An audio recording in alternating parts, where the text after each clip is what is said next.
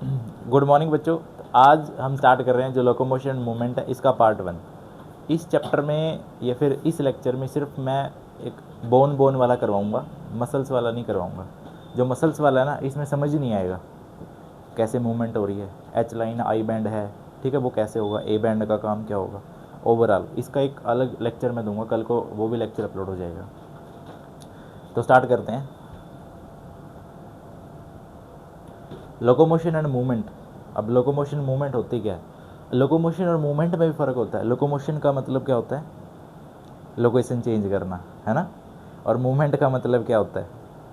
जैसे प्लांट्स है, मूवमेंट कर रहे हैं, है ना, टाइम के अकॉर्डिंग या फिर पोजीशन को चेंज करना, मैं बोल सकता हूँ। देखो, लोकोमोशन क्या है? एक वॉलेंट्री मूवमेंट है resulting in change in location. हमारी लोकेशन चेंज हो रही है, ठीक है, वो उसी को हम क्या बोल रहे हैं? लोकोमोशन बोल रहे हैं। अब जो ह्यूमन के अंदर है, किस किस टाइप की जो मूवमेंट्स है वो हो सकती हैं, ये काफ़ी इम्पोर्टेंट है। इसे क्वेश्चन भी बनते हैं। ये वाला ले लेते हैं। हाँ, देखो, सबसे पहले है अमीबॉइड मूवमेंट। सबसे पहले अमीबॉइड मूवमेंट। अब इसमें किसके थ्रू होगी मूवमेंट? शूडोपोडिया। शूडोपोडिया, इसको हम क्या बोलते हैं? फॉल्स फिट के नाम से। फॉल्स फिट, ठीक है। जब हम अमीबा का स्ट्रक्चर पढ़ते हैं ना, शूडोपोडिया को बताते हैं। अब इसमें क्या है, ये मूवमेंट कहाँ होगी? मैक्रोफेजेज या फिर ल्यूकोसाइट्स में। डब्ल्यूबीसी का जो टाइप है वहाँ पे होगी मैक्रोफेजेज या फिर ल्यूकोसाइट्स, तुम बोल सकते हो। जैसे कि साइटोस्केल्टल है, जो एलिमेंट्स होंगे उनके अंदर होते हैं माइक्रोफिलामेंट्स, यानी कि यहाँ पे प्रेजेंट हो गया अपनी अमीबॉइड मूवमेंट। मैक्रोफेजेज पता है ना? नहीं। मैक्रोफेजेज हमें किस में हेल्प करते हैं? जो फॉरेन पार्टिकल्स है, ताकि हमारी बॉडी में एंटर ना करें, मैक्रोफेजेस हेल्प करते हैं। अब जैसे कई बार ये होता है कि जैसे जो टैटू वगैरह बनवाते हैं तो उससे क्या, सबसे पहले मैक्रोफेजेस डैमेज होते हैं, जिससे इन्फेक्शन होने के चांसेस बहुत ज़्यादा हो जाते हैं। उसके बाद है सीलियरी मूवमेंट। इसके बाद है सीलियरी मूवमेंट। अब ये कहाँ पे होगी? यानी कि इसमें मूवमेंट बाय सीलिया होगी, और जो सीलियरी मूवमेंट है वो trachea. Ciliary movements in female reproductive tract, ठीक है। ये देखो, यहाँ पे डायरेक्ट एग्जांपल याद रखना है हमें कि मूवमेंट कहाँ से कहाँ होगी। उसके बाद है मस्कुलर मूवमेंट। ये मसल्स के थ्रू मैं बोल सकता हूँ। मूवमेंट ऑफ लिम्स, टंग, जो, ठीक है, ये जो मूवमेंट अपनी मस्कुलर मूवमेंट होगी। अब इसके बाद है ह्यूमन मस्कुलर सिस्टम, जो हम पढ़ते हैं। अब देखो, मैं बोला जो मस्कुलर सिस्टम है वो इस पार्ट में हम कवर नहीं करने वाले हैं, इसमें सिर्फ हम बोन कवर करेंगे। बोन निकाल देते हैं क्योंकि इसमें क्लियर नहीं होगा यार। इसमें हम स्केलेटल सिस्टम पढ़ते हैं, ठीक है, जिसको हम स्केलेटन भी बोलते हैं। अब जो ह्यूमन स्केलेटल सिस्टम है, यह मैं बोल सकता हूँ कि हमारे पास जो टोटल बोन्स है वो कितनी है? 206, और इसमें कुछ कार्टिलेजेस प्रेजेंट है। जो बोन्स हैं इसका काफ़ी हार्ड मैट्रिक्स होगा। किसके कारण? क्योंकि यहाँ पे कैल्शियम जो सोल्ट है वो डिपॉजिट होता है। अब जो कार्टिलेज हैं वो क्या होंगी? स्लाइटली, मतलब उनके अंदर जो मैट्रिक्स होगा वो किसकी वजह से होगा? कॉन्ड्रियोन सोल्ट्स की वजह से, ठीक है। कॉन्ड्रिक्टिस तुमने सुना भी होगा वर्ड। अब देखो, ह्यूमन स्केलेटल सिस्टम दो टाइप का यहाँ पे मैं बोल सकता हूँ स्केलेटन है। एक को मैं बोल दिया एक्सियल, दूसरे को बोल दिया अपेंडिकुलर, ठीक है। दोनों का केस हम पढ़ रहे हैं। अब देखो, जो एक्सियल होगा, एक्सियल कौन सा है? Upper portion. अपेंडिकुलर में कौन आ रहा है? जैसे कि फोर लिम है या फिर पेक्टोरल गर्डल हैं, ठीक है, वो सब आ रहा है। यानी कि गर्डल और लिम्स, फोर लिम्स और हिंड लिम्स, यानी कि हाथ पैर, तो इसमें आ रहे हैं। इसमें एक तो अपना स्कल आ रहा है, वर्टिबल कॉलम आ रहा है, स्टर्नम आ रहा है और रिब्स आ रही हैं। ये तो जाएंगी एक्सियल स्केलेटन में। एक्सियल स्केलेटन में टोटल कितनी बोन्स होंगी? 80। अभी पढ़ेंगे हम स्कल में कितनी होंगी, वर्टिबल कॉलम में क्या, स्टर्नम में कितनी है, टोटल लिब्स कितनी हैं, फॉल्स कौन सी हैं, ट्रू कौन सी हैं, है ना। अपेंडिकुलर स्केलेटन, इसमें कितनी बोन्स होंगी? टोटल 126, ठीक है, जिसमें कि फोर लिम्स हैं जो हमारे हाथ हैं, इसमें कितनी बोन्स हैं, हिंड लिम्स हैं, पैर में कितनी हैं, और पेक्टोरल गर्डल और पेल्वी गर्डल, इनमें टोटल बोन्स है जो हमारी कितनी है, ठीक है। अब देखो, अब है अपना सबसे पहले स्कल। स्कल में टोटल 29 बोन्स हैं, ठीक है। स्कल में टोटल 29 बोन्स हैं। इसमें जो ये डायग्राम है इसमें दिखा भी रखी हैं। अब जो क्रेनियल बोन्स हैं, ठीक है, क्रेनियल बोन्स का मतलब क्रेनियम किसके लिए वर्ड आता है, स्कल के लिए, ठीक है। क्रेनियल बोन्स कितनी है, टोटल 8 है। एक तो फ्रंटल है, 2 पैराइटल है, 2 टेम्पोरल है और 1 ओसिपिटल है। देखो फ्रंटल ये वाली है, ठीक है, ओसिपिटल ये वाली, पैराइटल ये वाली, ठीक है, ओसिपिटल और टेम्पोरल, ठीक है। टेम्पोरल फ्रंटल, जैसे कि फ्रंटल 1 दे रखी है, टेम्पोरल 2 दे रखी हैं, ठीक है, कुछ इस टाइप से देखो, फ्रंटल 1 दे रखी है, अब पैराइटल 2 दे रखी हैं, टेम्पोरल 2 दे रखी हैं और ओसिपिटल 1 दे रखी है। जो स्फीनोइड और इथेमोइड है, देखो इसमें दिखा रखी हैं स्फीनोइड और इथेमोइड, ये हमें बाहर से दिखती नहीं है, ये अंदर की तरफ प्रेजेंट होती हैं दोनों की दोनों। अब जो फेशियल बोन्स हैं, फेस में कितनी बोन्स होंगी, टोटल 14 होंगी, जैसे कि 2 नेज़ल में, मैक्सिला में 2, जाइगोमेटिक्स 2, लैक्रिमल्स 2, पैलेटाइन, इंफीरियर नेजल्स और मैंडिबल, ठीक है। जैसे 2 नेजल्स में यहाँ पे हैं, ठीक है, यहाँ पे प्रेजेंट है, यहाँ पे प्रेजेंट है हायोइड बोन, ठीक है। तो कुछ इस टाइप से अभी आए, ये देखो प्रॉपरली, अब देखिए ये इधर से नेजल बोन है, यहाँ पे प्रेजेंट है, लैक्रिमल ये जो आंखों के पास है, जाइगोमेटिक है यहाँ पे जो प्रेजेंट है, ठीक है। उसके बाद मैक्सिला ये वाली इस रीजन में, उसके बाद मैंडिबल ये वाली, और हायोइड बोन है, ये हायोइड बोन ये रही, ये चीज़ मैं बोल सकता हूँ।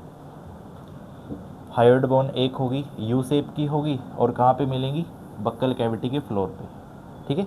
जबकि जो ईयर ओसिकल्स हैं वो कितने होते हैं, टोटल 6 होती हैं, यानी कि 3 बोन्स हैं, टोटल 6 होंगी, पेयर में प्रेजेंट होंगी, किसके अंदर होंगी, ईयर के अंदर, मेलस, इनकस और स्टेपिस क्या सबसे छोटी बोन है, स्मॉलेस्ट बोन हम इसको बोलते हैं। उसके बाद देख लो, जैसे 29 ही बोल रखी है, जो स्कल है वो आर्टिकुलेट्स करती है फर्स्ट वर्टिब्रा। अब जैसे हम ऐसे करते हैं येस और नो, है ना, ये दोनों रिप्रेजेंट करा, देखो जो स्कल आर्टिकुलेट्स करेगी वो कौन सा, फर्स्ट वर्टिब्रा पे, जिसको हम बोलते हैं एटलस। जब वो सेकंड वर्टिब्रा पे आर्टिकुलेट्स करेगी तो वो होगी कौन सी, एक्सिस बोलते हैं हम उसको, ठीक है, जो वर्टिब्रल कॉलम का है। अब ये किस में हेल्प करेंगी, 2 ओसिपिटल कोंडाइल्स में, डाइकोंडाइल स्कल के अंदर। अभी दिखा देते हैं तुम्हें, इसमें देखो ये रहा, ये ओसिपिटल कोंडाइल दे रखा है, यानी कि यहाँ से मैं बोल सकता हूँ जो क्या है, वर्टिब्रल कॉलम है, ठीक है। यानी कि first yes bone, no bone, ऐसे पढ़ते हैं इसमें, देखो। अब जो वर्टिब्रल कॉलम है उसमें टोटल कितने होते हैं, 26 वर्टिब्रेट्स होते हैं, ठीक है, जिसका फॉर्मूला क्या होता है, C7T12, इसमें इवन लिख भी रखा है L5, और सैक्रल होती है ना जो S, वो एक होती है और वो भी फ्यूज्ड फॉर्म में होती है, ठीक है, ब्रैकेट का मतलब, और एक होती है कोकिजियल, ये भी फ्यूज्ड फॉर्म में होंगी, ठीक है। तो टोटल 26 दे रखी हैं, जैसे कुछ फ्यूज्ड फॉर्म में भी होंगी। Cervical vertebrate, thoracic vertebrate, lumbar vertebrate, sacral vertebrate और कोकिजियल वर्टिब्रेट, ठीक है। जैसे ये तो बेसिकली किस में मिलती हैं, डॉग्स में, जो टेल के लिए रिप्रेजेंट करती हैं, जो टेल को रिप्रेजेंट करती हैं। उसके बाद देखो यहाँ पे जो वर्टिब्रेट है वो एक सेंट्रल होलो पोर्शन है, ठीक है।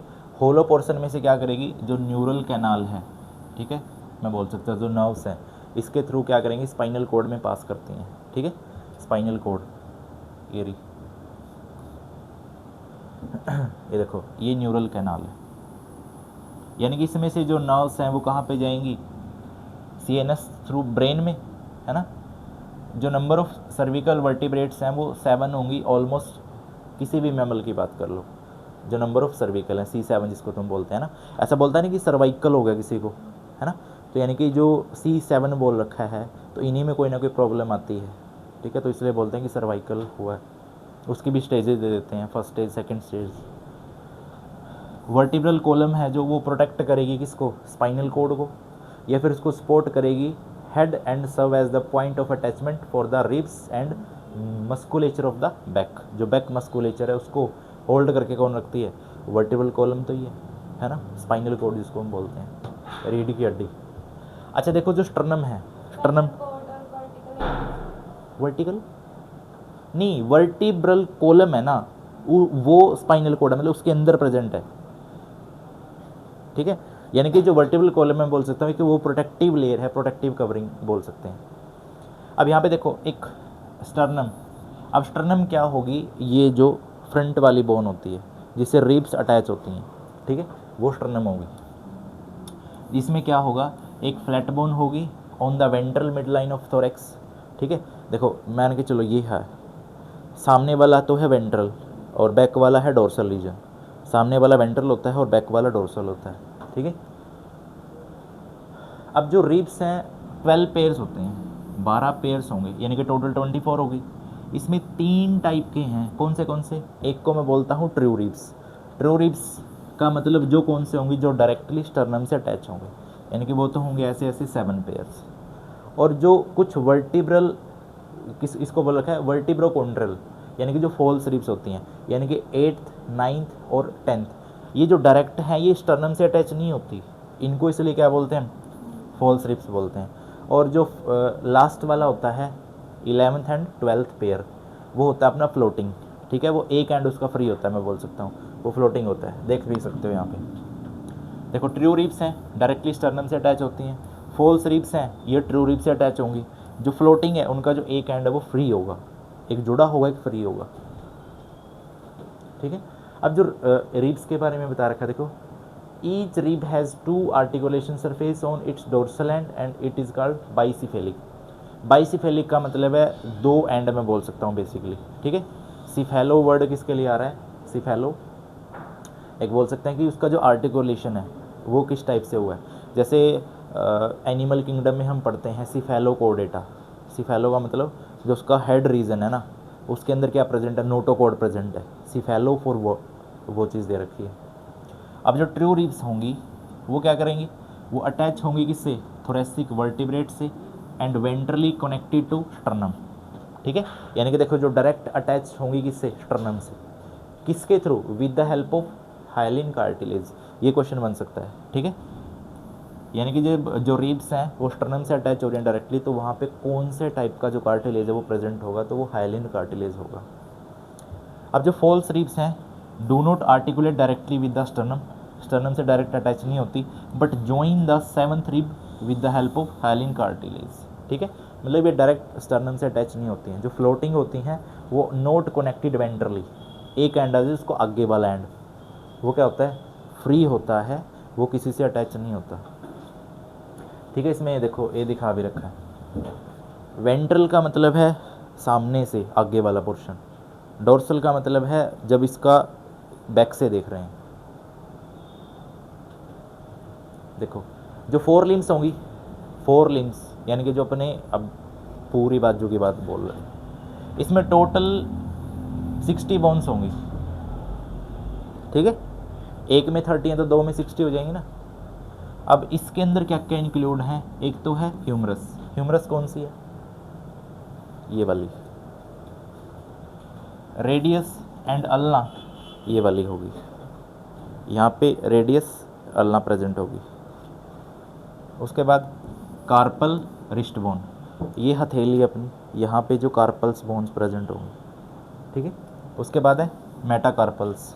अब मेटाकार्पल्स क्या है, जो इनमें इस यहाँ पे देखो कार्पल के बाद मेटाकार्पल प्रेजेंट होती हैं इस पोर्शन में, ये हथेली है, कार्पल, यहाँ पे मेटाकार्पल, और ये जो अलग अलग पार्ट बन रहे हैं इनको बोलते हैं फेलेंजीज, कुछ इस टाइप से, ये वाला, ठीक है। ये फेलेंजीज 14 डिजिट्स होते हैं, ठीक है, ये दिखा रहा है यहाँ पे, ये फेलेंजीज है, ठीक है। ये कौन सा अपना मतलब एक के अंदर 30 है तो दोनों के अंदर मिला के कितनी होगी, 60 होगी। अब सेम फॉर किसके लिए, हिंड लिम्स, ठीक है। अब हिंड लिम्स की बात कर रहे हैं, यानी कि किसकी बात, लेग की बात कर रहा है। अब एक के अंदर 30 हैं तो 2 के अंदर कितनी हो जाएंगी, 60 हो जाएंगी, ठीक है। इसके अंदर देखो फीमर, फीमर कौन सी है, जो थाई में होती है बोन प्रेजेंट। उसके बाद है टेला, पटेला भी बोल देते हैं इसको, ये नी कैप है, ठीक है, यहाँ पे प्रेजेंट होगी। उसके बाद है टीबिया, देखो टीबिया कहाँ पे प्रेजेंट होगी, टीबिया और फ्यूबुला यहाँ पे प्रेजेंट होती है लेग के इस पोर्शन में। उसके बाद टार्सल्स, देखो हाथ में तो होते हैं कार्पल्स और लेग में होते हैं टार्सल्स, ठीक है। सेम उस केस में जैसे वहाँ पे कार्पल्स थे, लेग में टार्सल्स हो जाएंगे, और उसके अंदर थे मेटाकार्पल, इसमें हो जाएंगे मेटाटार्सल। सेम फेलेंजेस तो है ही हैं 14 डिजिट्स। देखो ये चीज़ तुम्हें याद रखनी है। वैसे इनको काउंट भी कर सकते हो, इनको काउंट भी कर सकते हो। टिबिया फिबुला है, एक एक ही होती हैं। टैला है, नी कैप है, ये भी एक ही होती है। फीमर है, एक ही होती है। इनकी एक लेग की बात कर रहा हूँ मैं। 30 है ना, 30 पूरी करनी है एक में, अगर दोनों को मिलाओगे तो 60 हो जाएंगी। अब देखो, अब आता है पेक्टोरल गर्डल, ठीक है, पेक्टोरल गर्डल। अब ये पेक्टोरल गर्डल में कौन आ रहा है? देखो पेक्टोरल गर्डल में ये चीज़ आ रही है अपनी, ठीक है। पेल्विक में अपनी ये होती हैं, यानी कि जो अपनी हिंड लिम्स है वो जुड़ी होती हैं, वो तो है पेल्विक गर्डल। और ये है अपना जो ये एरिया है, ये है पेक्टोरल गर्डल। इसमें देखो 2 + 2 दे रखी हैं, ठीक है। टोटल 4 बोन्स होंगी, यानी कि ये किससे बनी है?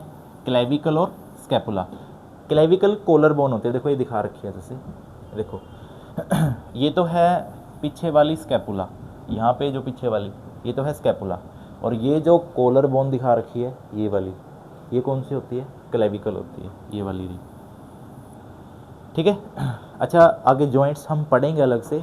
यहाँ पे जैसे मैं इसको घुमा रहा हूँ, यहाँ पे जो जॉइंट्स प्रेजेंट होगा वो कौन सा है?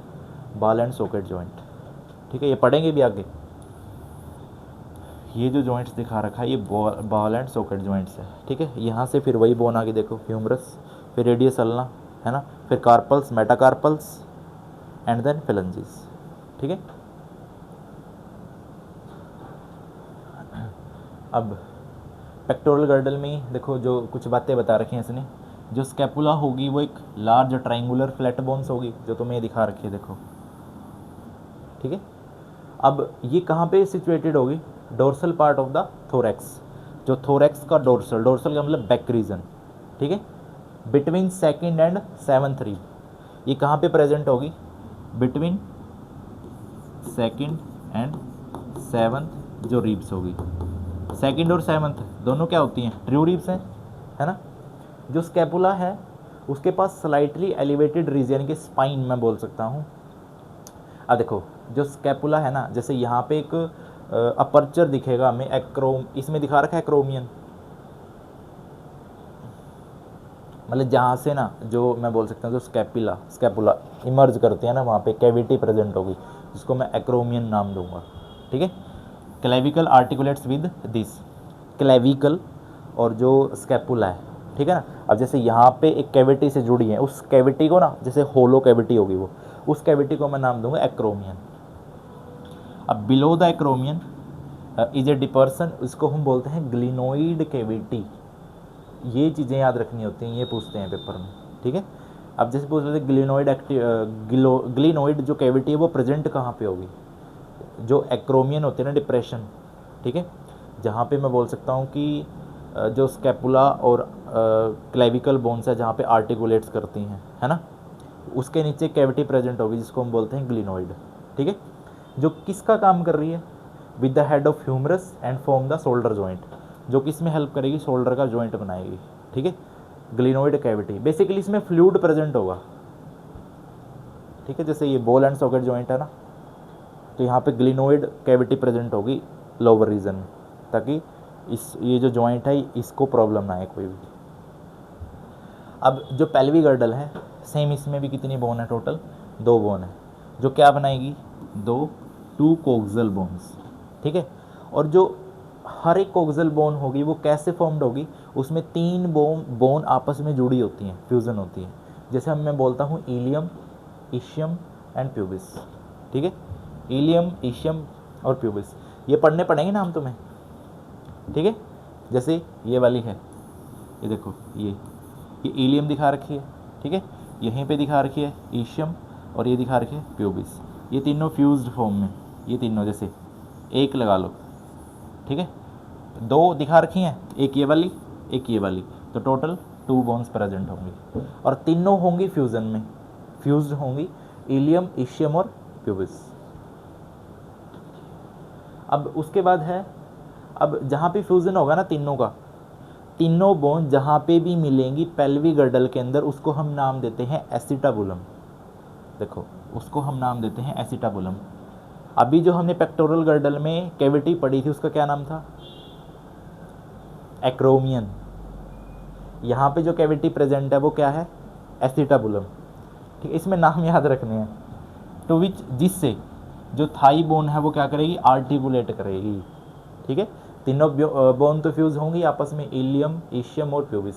ठीक है, वहाँ पे जो कैविटी प्रेजेंट है वो कौन सी? एसिटाबुलम। जहाँ से जो थाई बोन है वो क्या करेगी? आर्टिकुलेट करेगी।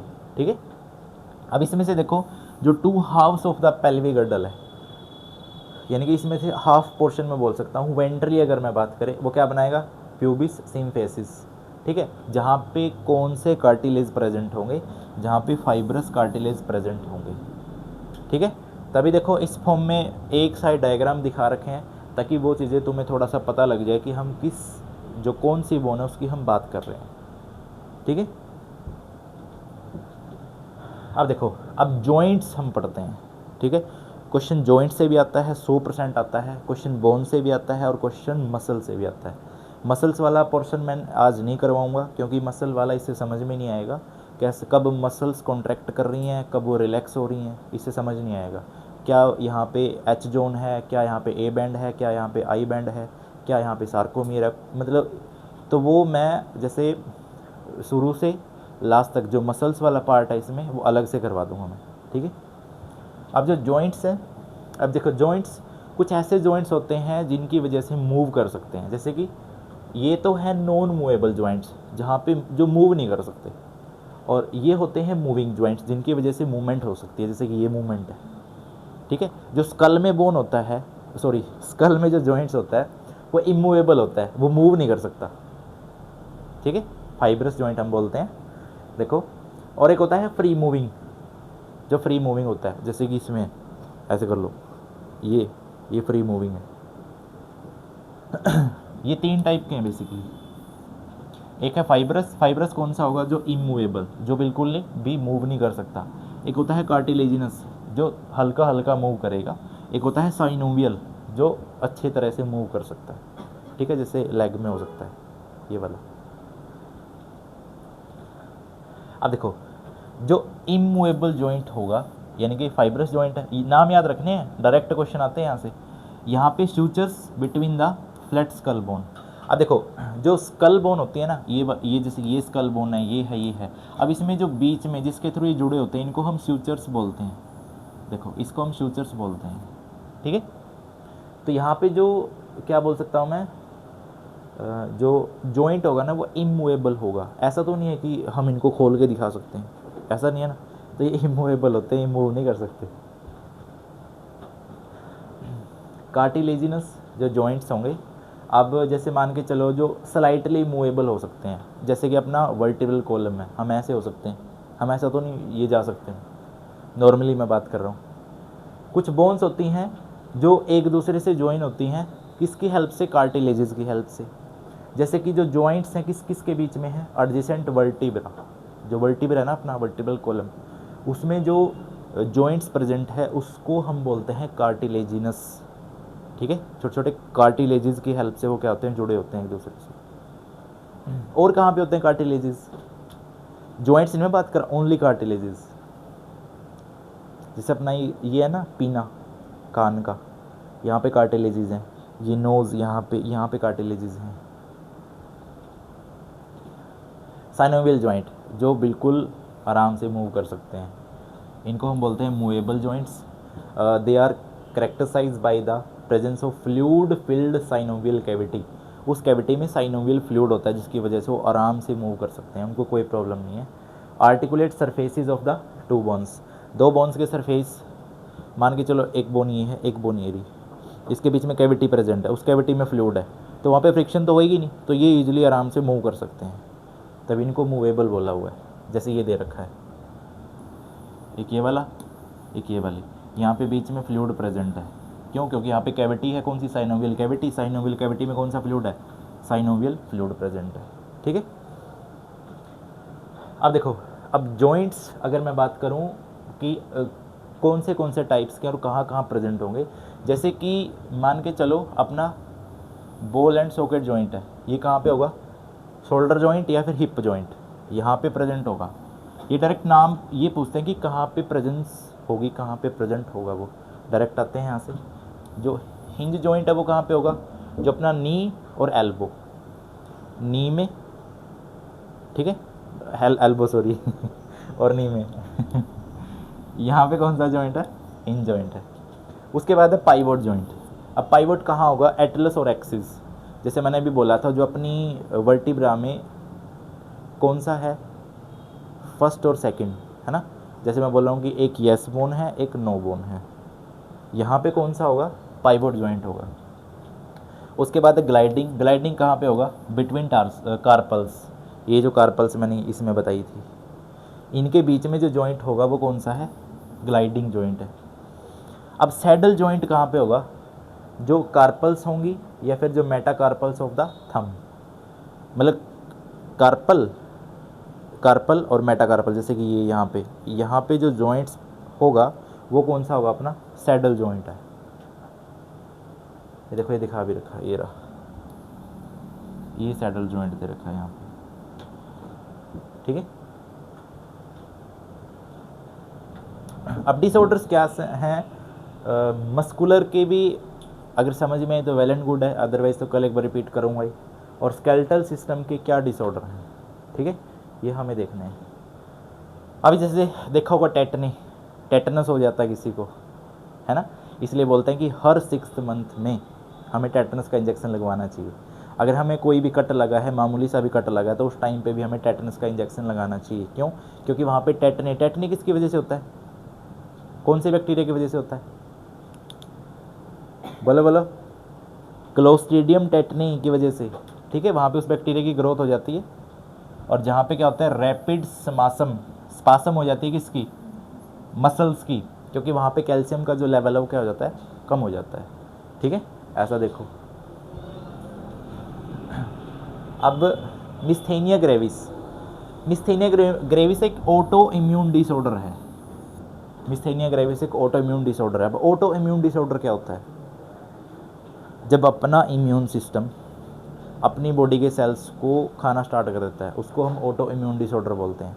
जैसे यहाँ पे मिस्थेनिया ग्रेविस दे रखा है, या फिर तुमने अपने आसपास देखा होगा, जैसे एज होते हैं ना, उनके जोड़ों में दर्द स्टार्ट हो जाता है, सुना होगा ना, ऑटोमेटिकली ना कुछ लगता, वो एक ऑटो इम्यून डिसऑर्डर है, जिसको हम बोलते हैं रिम्यूटेड अर्थराइटिस, ठीक है। अब जैसे इसमें क्या होगा, ये किसको अफेक्ट करता है, न्यूरोमस्कुलर जंक्शन को अफेक्ट करता है, जिसमें क्या होगा, एक तो हमें थकान रहेगी, दूसरा मतलब वीक रहेंगे, और पैरालिसिस भी हो सकता है इसमें, ठीक है, अधरंग आना, ठीक है, बॉडी के किसी भी पार्ट में। ये देखो, देख भी सकते हो, है ना, कुछ इस टाइप से। ये मिस्थेनिया ग्रेविस है, ऑटोइम्यून डिसऑर्डर है। उसके बाद है मस्कुलर डिस्ट्रोफी। मस्कुलर डिस्ट्रोफी क्या कह रही है, इसमें जो स्केलेटल मसल्स हैं वो प्रॉपरली हमारी ग्रो नहीं कर पाती, ग्रोथ नहीं हो पाती उनकी। Progressive degeneration of skeletal muscles mostly due to genetic disorder. Genetic disorder है, मतलब एक जनरेशन से दूसरी जनरेशन में आने के इसके मैक्सिमम चांसेस रहते हैं, चांसेस क्या आता ही है, जेनेटिक डिसऑर्डर है भी। अब इसके बाद किस में, जेनेटिक्स, हाँ प्रॉब्लम आती है, नहीं चल सकते। क्यों,